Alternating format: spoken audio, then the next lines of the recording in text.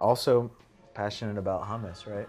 100%. I mean, I thought that went without saying, quite honestly, but we got it en route. We Yep. got it coming. We got to. For food, I didn't realize you were the weed. Oh, wow. The weed has arrived.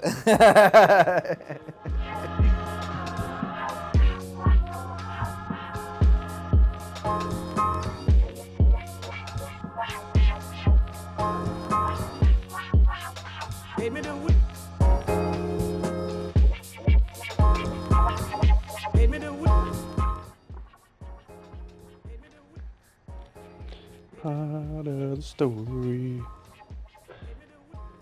We're live. My dude. Is Is that the interview opener? Every time now? it seems like it. It's always different. That's what I love. But there's some reoccurring segments. I bet. Okay, you slow Segments this is one one of my favorite words right now. down. So legit. Dude, I feel like I always wanted to use that word. segment. Yeah. That's I like feel some that. Barbara Walters.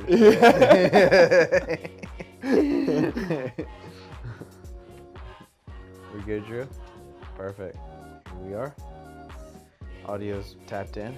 Of course. Tapped. Cool. So, stars align, Yes. literally. Yes. I know you've seen a couple episodes, so you know how we do it here. Big fan as well. Mind blowing. Yeah, dude, for real. Cheers. For real. Love it. Mm. Love it, man. Stars align out here, Laguna Beach, at the beautiful Casa de Ian and Claire. Yes. Thank you so much for having us. Dude, so glad you guys came through. Now I know what you guys might be thinking and wanting to ask. What is this fresh ass outfit that I have on? This is a one of one by my boy Forager Co. And I got the menswear Lululemon joints underneath Let's go. for safe carriage. And yeah, we're gonna get into it. We got our boy Bonzo Beans We out got our here. boy Bonzo here. So how we like to get it off the rip is, first question we're gonna ask is, who are you? Who is Ian Ewing? Stumped me already. I am Ian Ewing is a music maker, a beat maker.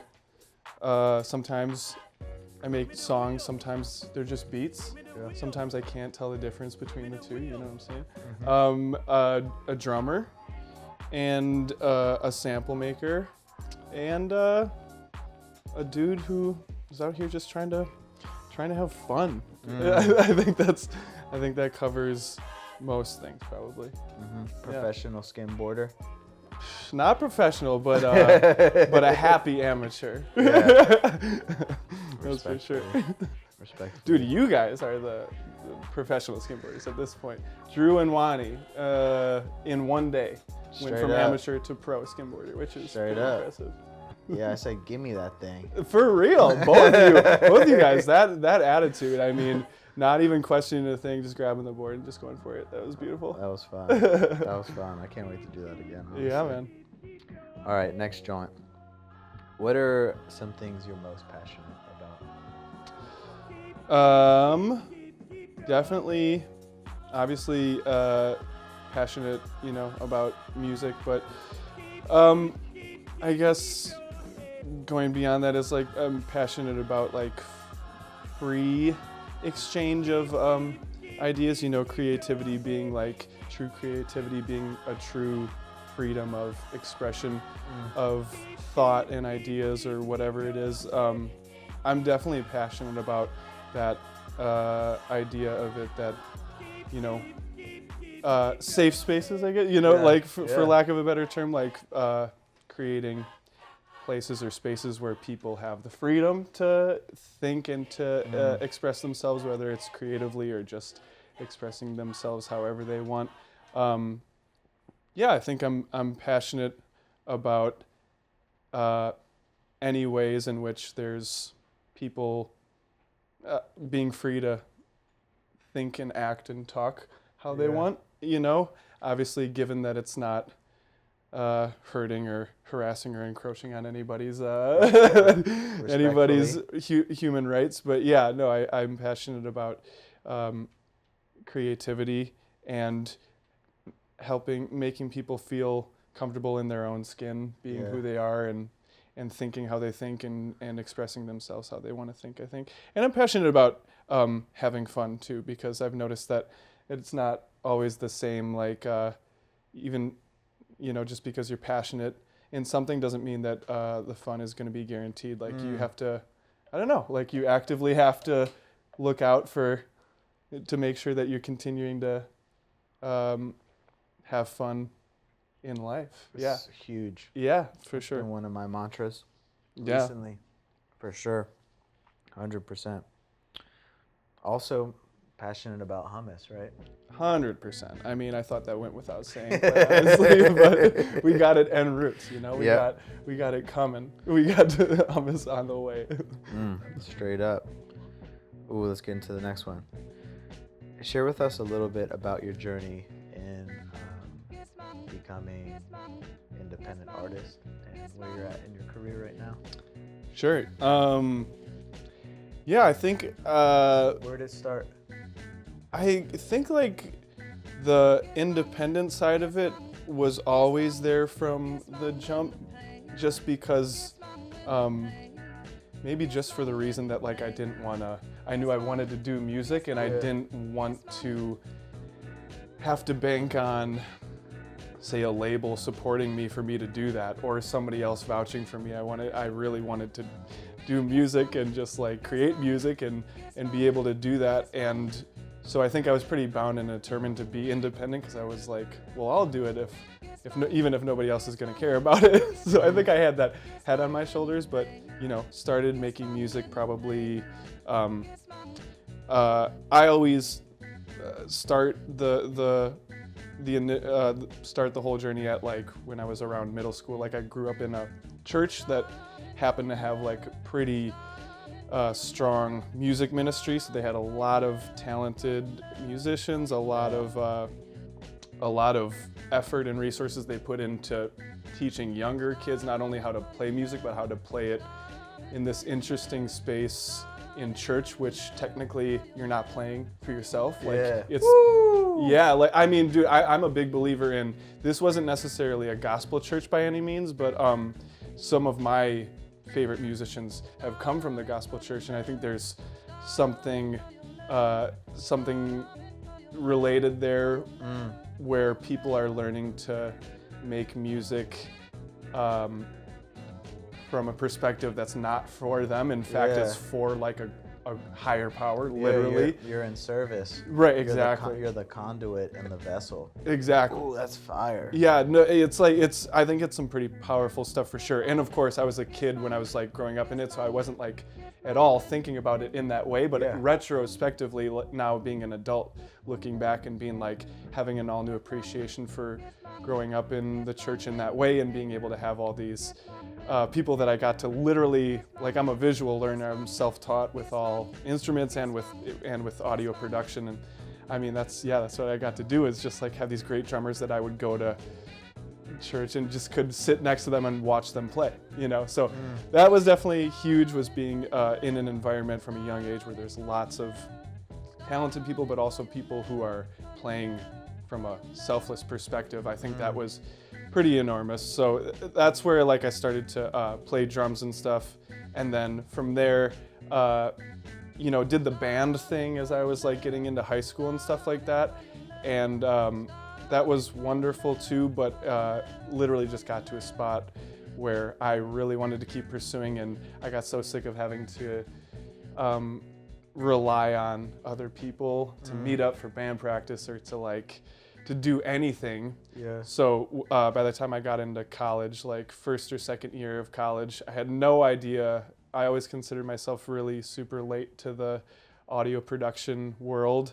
But yeah, I was just like, I had some musical know-how and ability, but I was so sick of having to depend on others in order to create So I was like, dude, there has to be like a program or something on the computer, like where I can do this on my own. It was right where I went to college, and I was on my own, and like I had, my own computer for the first time. So speaking of stars aligning, I mean, that was basically, early college was exactly that. I was like searching for something, connecting those dots that could help me do it on my own. And then, found my first crack of FL Studio, and definitely just like cascade after that. It was like putting in the 10,000 hours from there of just like always being on it, teaching myself what this weird program did. And then, since then it's been like bridging those two worlds, like the world that I feel like I started in, which was playing some instruments, having like some sort of tactile knowledge and ability in some things, but then coming to this digital world where you're able to produce and mix and do things digitally, even in the comfort of your own home on your own computer. I mean, that's like all I needed. I feel like that was like the puzzle piece that I really was looking for, and ever since it's been just like a rabbit hole of all rabbit holes, just going down there, as once you find a DAW, it's game over, like the opportunities it brings. So it started from very much like learning drums and piano, and then doing like a band thing, to then transitioning into, oh cool, I can formulate this however I want pretty much in the digital space, and then you can work with people remotely, so it really like broadens your horizons pretty. It's so funny because I feel like that's some of our best friends in our inner circle is like we all met online.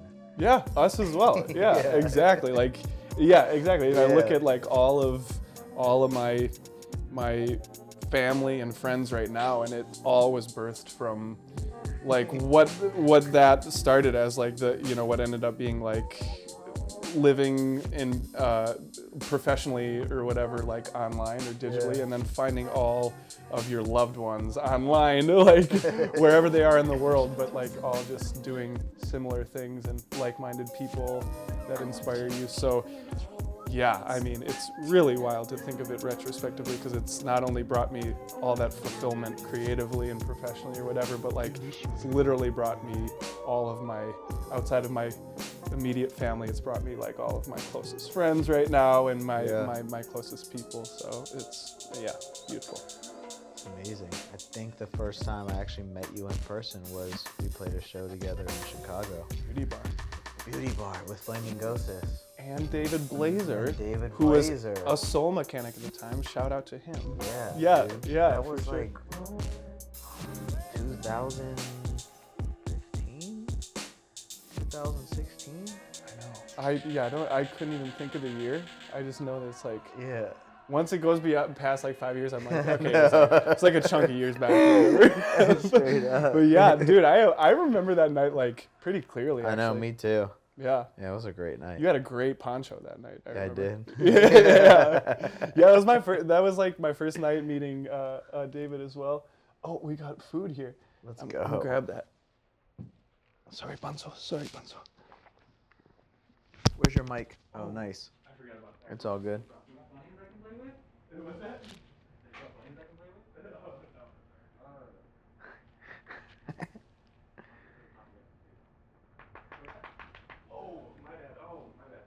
I literally thought you were food. I didn't realize you were the weed. Oh, wow.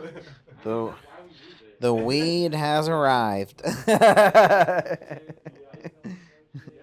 The weed has arrived. Literally looks like your dog. Food came. We're just going to finish this up, but if you want to get anything in there, it's all you. Drew, what was the last thing you said?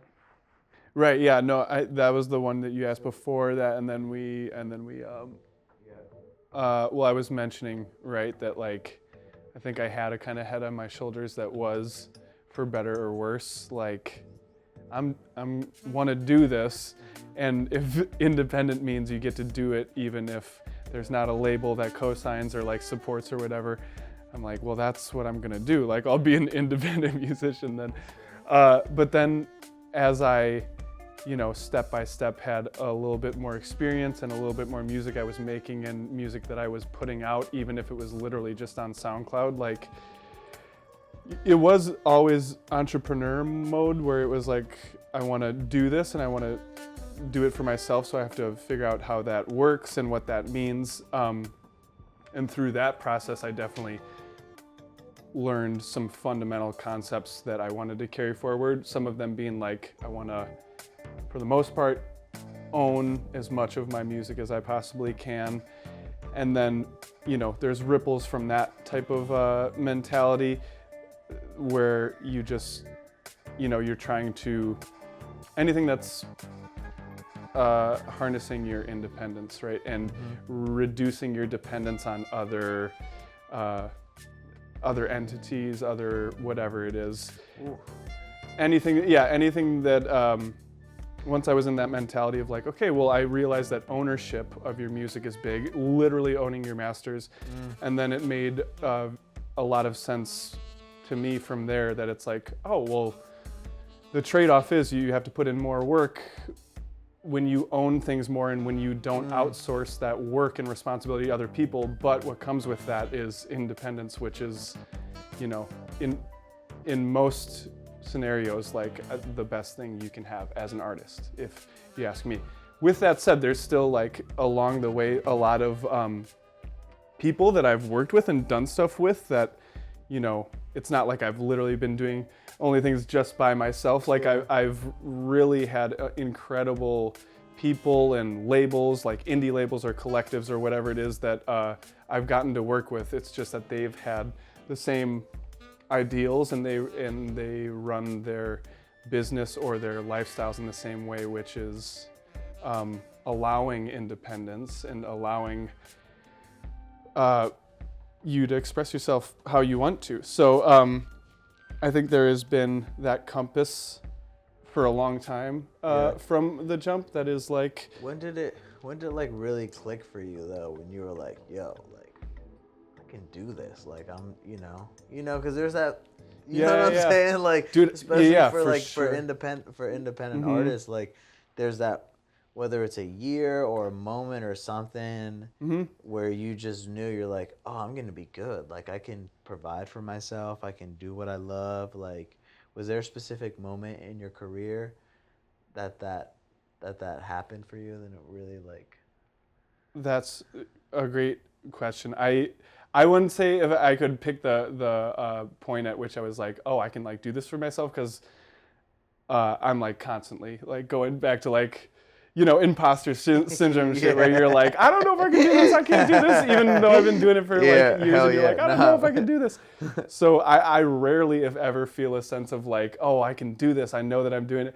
But similarly, I do remember a specific point in which it was like, oh, doing music as you're living is not a pipe dream. It's like possible. And I do specifically remember it. I was in college, and so I mentioned that I picked up music production in early college, but I was still like pursuing my degree.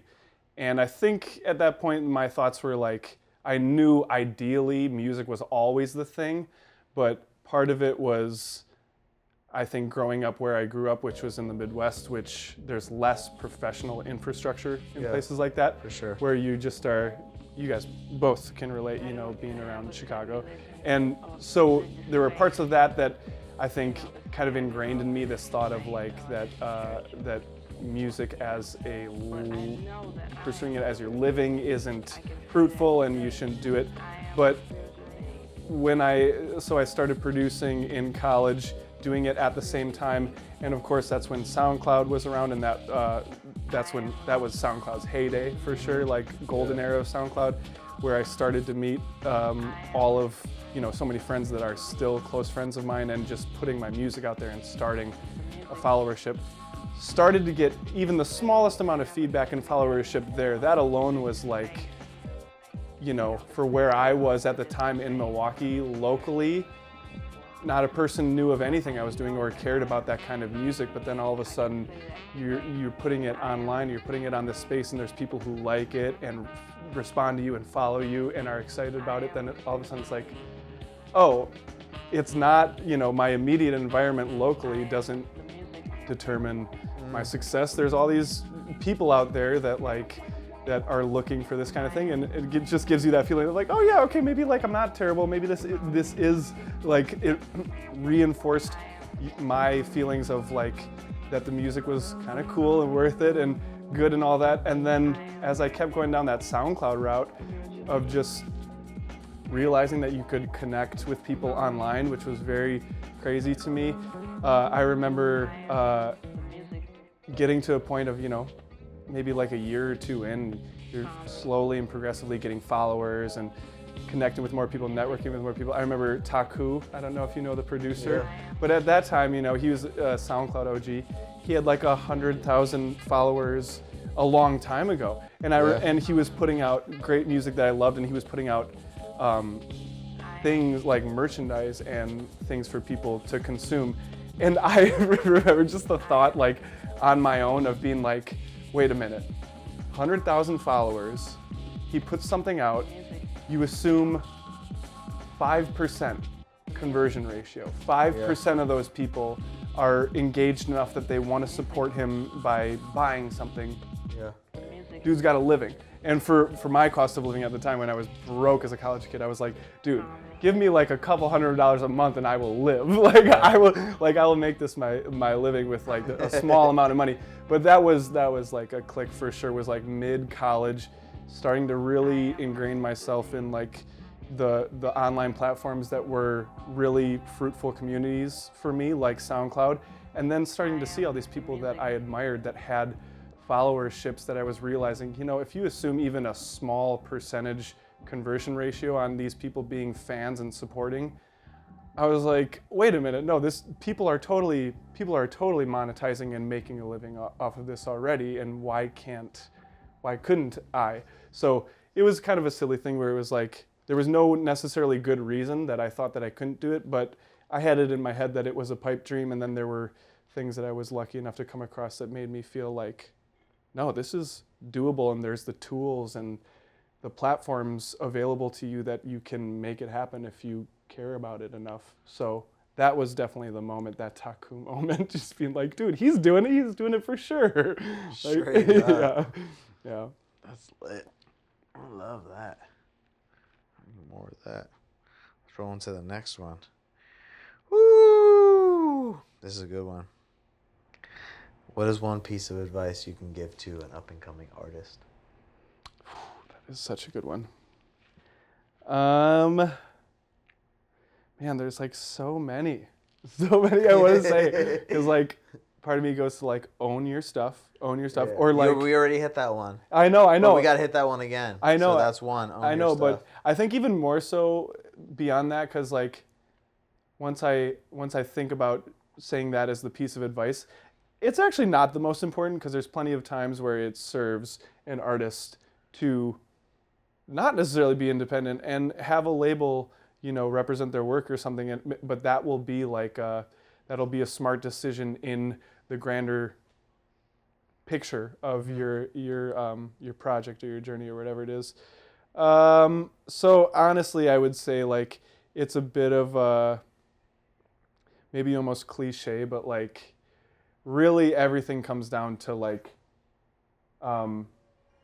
just try to ensure that a majority of your time is going towards, so let's just say for a musician, for an artist, whatever your work is, whatever that content is, there's so many things that are worthwhile to pay attention to that can grow your project and grow yourself as a human being. But I think it's easy to lose sight of what's actually important. You get maybe too excited and too focused on the social media part, on the social media presence, on the marketing, on the strategy, on all these different things of how you think you're gonna grow. But really at the end of the day, it's like, what are we here for? We're here to create our stuff.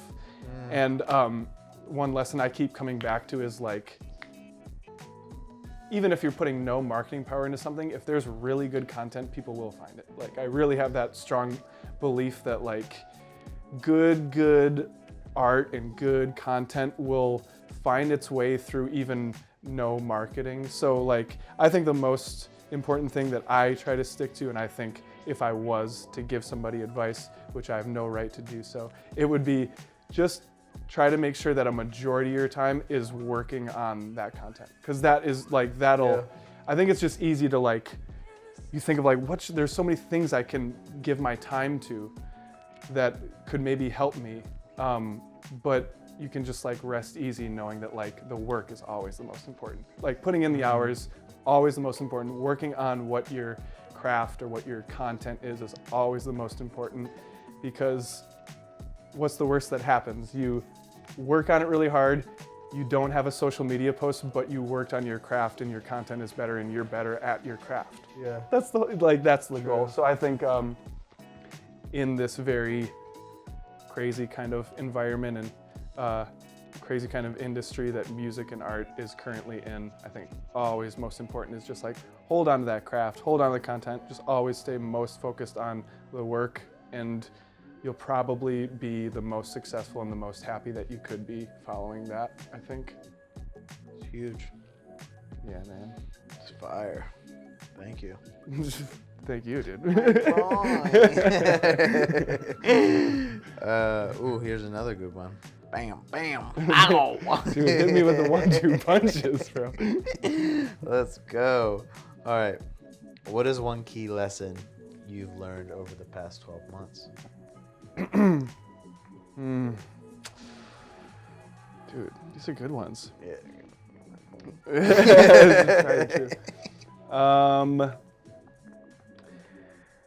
For the past 12 months, probably just because there's been like a lot of kind of like bigger life things happening, like moved cross country and had a pretty lengthy tour with our boy Flamingosis, and like all these different things that I can even think back like 6 months ago or so, and I was like, they were like intensely challenging mentally and creatively and otherwise, but there's kind of that cliche about moments of discomfort being like growing areas of your life, and I don't think discomfort is like a prerequisite to be growing, because sometimes you can just be, I was just talking about this with my wife, but like sometimes you can just be in an uncomfortable situation, and it's like you don't have to force yourself through that, like because you growth is not guaranteed just because you're uncomfortable. Yeah. But still, I think that concept of like brushing up with uncomfortable and challenging like areas of your life or situations in your life, there is such a truth to that it's like buckle in, commit to it. Also similar to what we were talking about with sending it, commit to it, like buckle in, and again, like you will not be regretting it after like the storm passes. Like you're gonna be, the past year has definitely just showed me that like buckle up, commit, don't be like intimidated by uncomfortable and challenging things that are coming your way, because all you can do is like commit and send it as hard as you can with whatever it is. And the last thing you want is to like have the storm pass and be like, wow, I like cowered and I didn't do anything. I didn't even try. So yeah, I don't know. As far as the past 12 months, like that's what comes to my head is like there are big things happening in my life that gave me a kind of like fight or flight type of response, and I think it's really beneficial to embrace it and just do your best, because at the very least you are gonna come out of that like a little bit stronger, a little bit more prepared. So you rise to the occasion. Yeah, or at least try. You try to rise to which the is all you occasion. can do. Like, that's new, because new territory and new frontiers that means you growing. That means you moving. Yeah, for sure. I love that. For sure. I love that. Oh, let's roll into the next one. What is one challenge you've overcome in your professional career that has really allowed you to level up?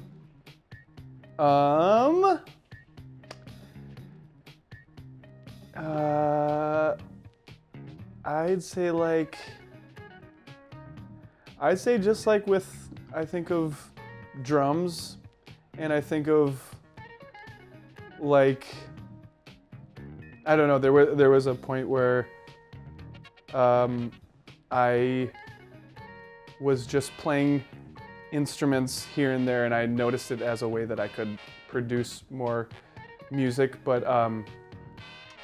then I started to realize, like, no, I really care about drums in particular, and I really want to be a good drummer. And I think I was able to, like, I wanted to level up in drums, but there were things that were making me feel like I couldn't put in the time or work with it. And I think that was literally just like time management. Like, there does come a point where there's only so many hours in the day, and like, we're all out here trying to do what we want and put what we want in the world, but you're trying to figure out, like, well, what are the things I really want to master? You know what I mean? Yeah. And so I think there was a period of like, come on, Bonzo. Come on, Bonzi. Good boy. There was a point of maybe just reflecting of like, who am I and how do I want to define myself, and what do I really want to work at? And drumming and being a drummer was one of those, like, it was more so than like, not just I want to be able to mic up a kit so that I can utilize those in recordings. It was like, no, I want to play every day. I want to like work at it to get better. Yeah. So I think there was a point of reflecting and trying to figure out what it is I want to dedicate consistent time in for years to come. You know, where you might not see short-term gains, but like I want to eventually have kids and have them be like, oh, Dad shreds. Okay, Yeah. cool. Like, you know what I'm saying? So I think I, in some small ways over the past couple of years, was able to level up more with drums because I was like, had to make that decision of like, okay, don't treat it just like a thing that you diddle around with every so often. Like, practice every day, put in time, and put in like long haul work with it. Yeah. But yeah, drums come to mind for that for Yeah. sure. Cause That's real though. yeah, man. Check my boy out. That's real. That's real. All right. What is in store for 2022 and beyond? 2022 is, you know, same as past years, just as far as more music and more samples probably, and more random drumming videos and that sort of stuff. But yeah, in particular with 2022, working on a album that is all vocal features, which is really fun because I like to kind of try and switch off projects where, you know, my like home base is always making instrumental beats. Like that's like what I'm going to be doing if I'm just at home having fun.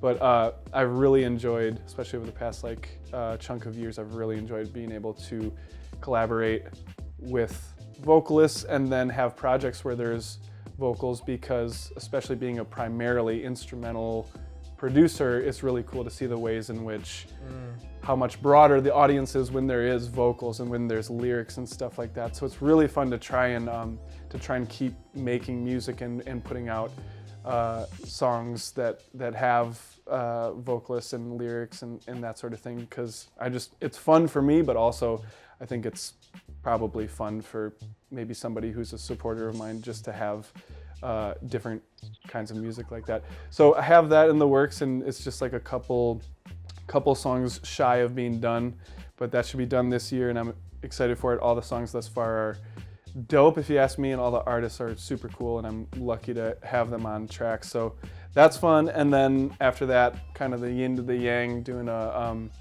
full project of all instrumental stuff, which you know, gravitating around like the hip hop beat world, but also like just trying to have it be not genre specific at all. Yeah. And just it's like therapeutic for me to make beats and make instrumental stuff. So, but those are the big projects for this year. That vocal project, which is called When Everything Settles Down, which Don't know when it's Wow. going to release Yeah. yet, but it'll be this year sometime, and then an instrumental project after that. And then in between, just putting out sample packs and drum breaks packs, and just trying to put out little bits of random, improvisational music content on the social media Beautiful. universe. Yeah. Yeah. You feel like I personally feel like you're in a good flow. Thank you, dude. Thank you very much. Appreciate that a lot, bro. Yeah. Yes, sir. You feel like you're in a good flow? I do. Yeah. Thank you. And I'm gonna get no more complicated than that. I do. So this is the last segment. Segment. Barbara Walters with his segment. This is the last segment right here. And last question is, we'd love for you to share with us your idea of paradise. This is a good one, dude. Because I watched the interview, so I knew this was a staple for sure. There's I'm gonna forget her name, but the interview you did With Felice. with the one in the recording studio. Felice Flow, yeah. Yeah. Okay. I'm not gonna totally steal her answer, but I am gonna kind of go off of it because her answer resonated with me a lot, which was peace. She said just straight up peace, and then I think she kind of like honed in on peace of mind, which is 100% like probably the first thing I go to if I'm thinking of paradise. I'm thinking of like peace and peace of mind for sure. And then to not totally just mooch an answer, to maybe expand on that a little bit, would be like, so if we're thinking paradise, we're thinking like outside of logic and like our real world. But I think as creators living in like any economy, anything that resembles real world economics, I know any artist or creative person already knows what I'm thinking or talking about. And while I do honestly like really value like free market economics at its core, it is straight up like pretty challenging. There are so many challenges and obstacles for creative people to retain their integrity and their creative integrity while trying to navigate, what is, a global like capitalist economy. So if I'm thinking paradise, which is like thinking not being bound by logic, I think of peace and peace of mind, but peace of mind that comes through like bringing it back to like the safe space and being able to express and be free. Paradise would be like, artists and people being people and being themselves, not being bound by external forces that are telling you that you need to continue to produce and that you need to continue to be sustainable in this kind of financial model. So yeah, that's something I think of where I know like realistically there are so many things that wouldn't work out if life was that way, but again, if it's paradise, that's what I'm thinking of. I'm thinking of eliminate the economic part that puts a lot of pressure and frustration and doubts into creative people's lives. Like that's go even one day broke as a creative person, and I know you'll know what I'm thinking, what I'm feeling, but yeah, like that pops up right in the forefront of my mind. Is like that would be sick if not only myself but all the homies could be like, paradise would be like you're not even thinking about a need, a force that is making you think that you need to act a certain way creatively in order to make rent, pay bills, or whatever it is. So it's not one based in reality, but it would be pretty sick. Yeah, that would be super sick. No, I think it's super attainable as well too. And personally, I think it's something that I really resonate with and something that you give off, just being in your presence and hanging out with you, and knowing you as a friend, but also knowing you as an artist, and that safe space that you not only create for yourself, but you also share with other people. Thank you, bro. Dude, appreciate hearing that. Thank you, dude. Really appreciate that, man. It's a wrap, right? That's a wrap. It's a wrap, y'all. Woo! Thank you so much. See you soon. Ian Ewing. Garbanzo. Garbanzo. Shred the gnar. Peace.